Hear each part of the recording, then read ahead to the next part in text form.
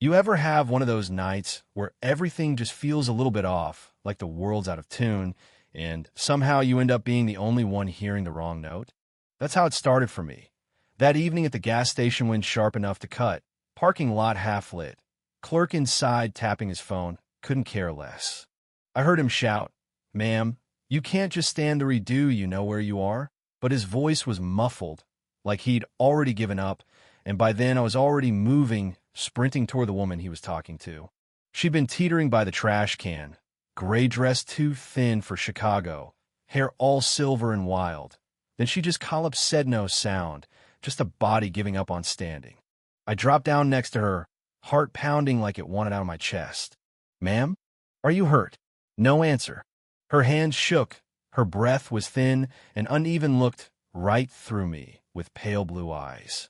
"I'm sorry," she whispered, barely there. "I don't know where I was going." "It's okay," I told her, voice steadier than I felt.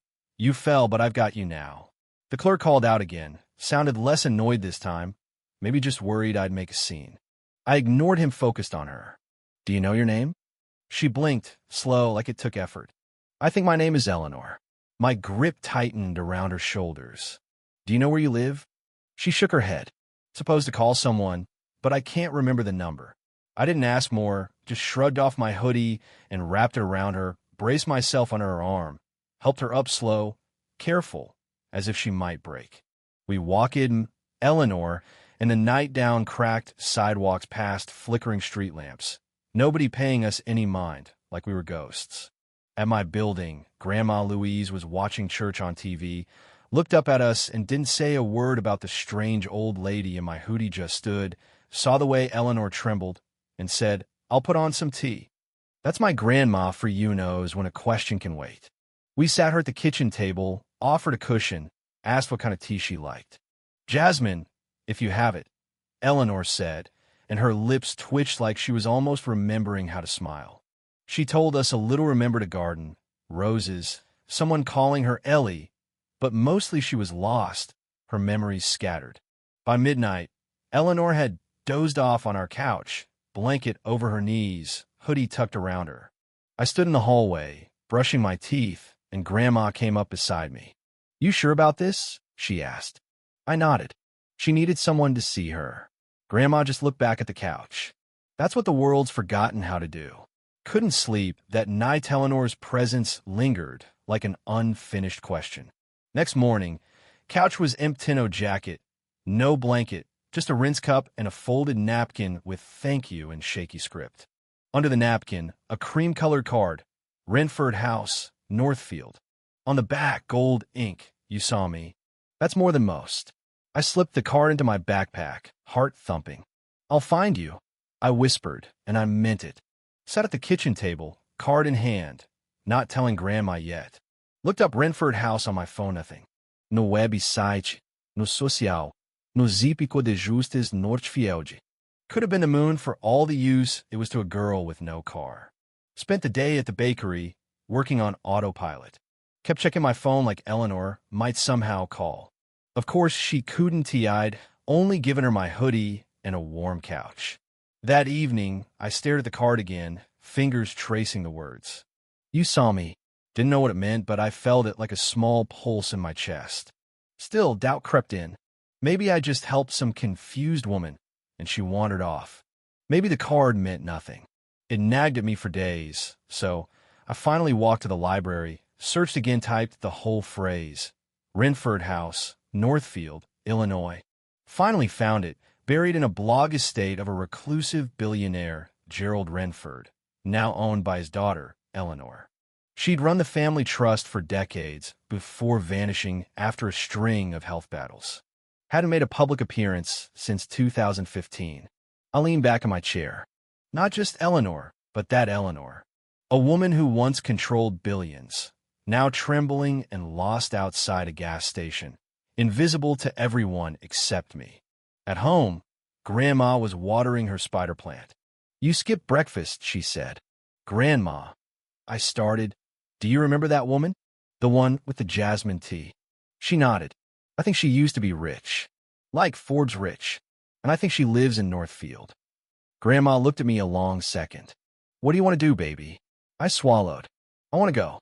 I need to know if she's okay or if I made it all up. You didn't imagine her, Grandma said. You carried her in your arms. If you're still with me, you know what I mean. It's not about proof. It's about not letting yourself forget the people who passed through your life. Next morning, I caught the bus north, card zipped tight in my backpack. Watched as the city changed murals, faded into boutiques. Chain link turned to hedges. Streets grew quieter, richer.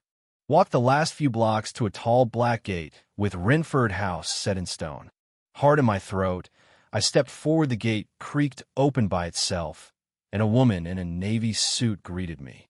Miss Maya Williams? She asked. I nodded, barely breathing. She's in the garden, she said.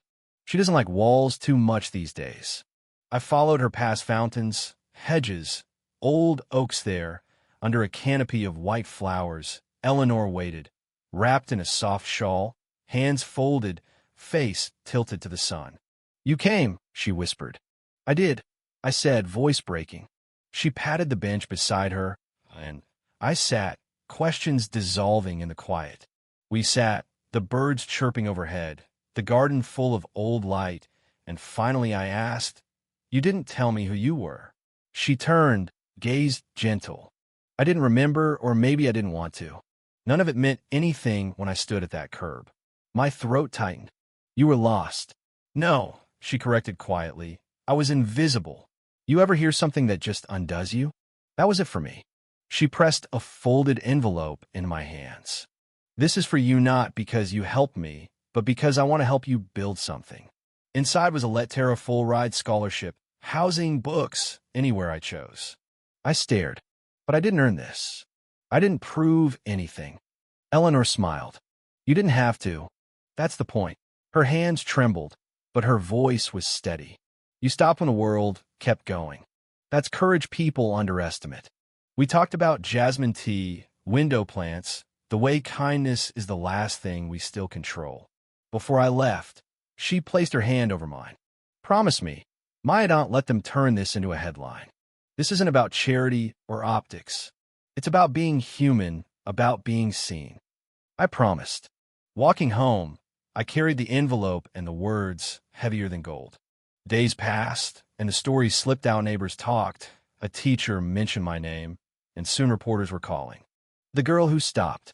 The eyes at school were different, not cruel, just curious, like I'd been repainted as a symbol. It was uncomfortable, but what could I do? My English teacher asked me to speak at a youth center. I almost said no, public speaking isn't my thing, but I remembered Eleanor.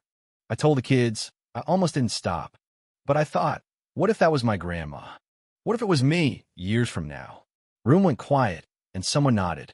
A few weeks later, a black sedan pulled up outside.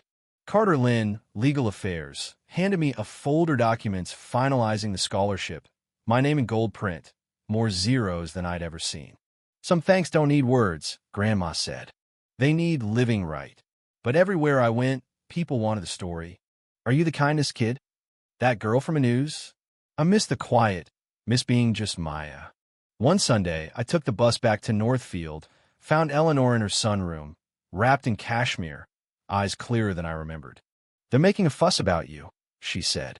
Too much, I admitted. Will you accept the awards? I don't know. It doesn't feel like mine. Eleanor reached for my hand. It iced because of why you did it, not what you did. She gave me a white envelope inside, a short note. You do not owe the world a performance. Just keep paying attention. The right moment will find you. That was Eleanor cutting through the noise, reminding me it was okay to step back. The world wants you to be a headline, a hero, a story they can use. But sometimes you just want to be quiet, to look someone in the eyes, and let that be enough. I came back a few more times. One day, Carter called. She's not well, he said. She's asking for you. I rode the bus in the rain, found her in the conservatory. Do you still write? She asked. Every day, I said.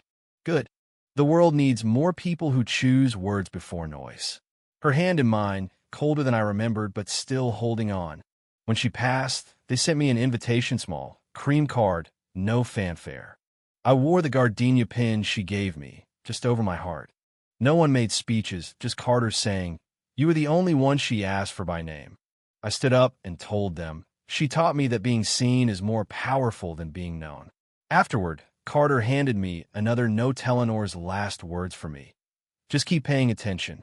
1 month later, a package arrived, 5 letters. A gold locket with Eleanor's photo and my mother's.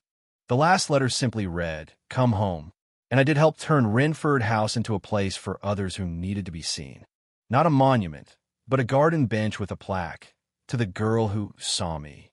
So tell me, Hen, was the last time you stopped, really stopped, and noticed someone the world was too busy to see? Not all legacies are loud. Not all heroes make headlines.